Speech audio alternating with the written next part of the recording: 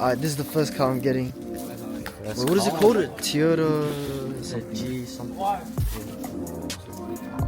do you have $10? There should be CarPlay. Wait.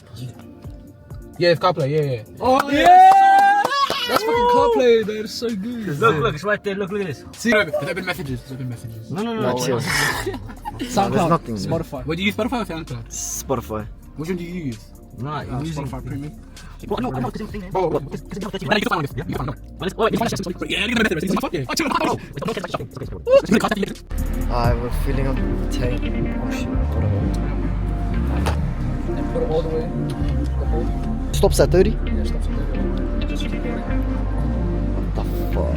Yeah, you can keep going. Hold it in that hole. Like that?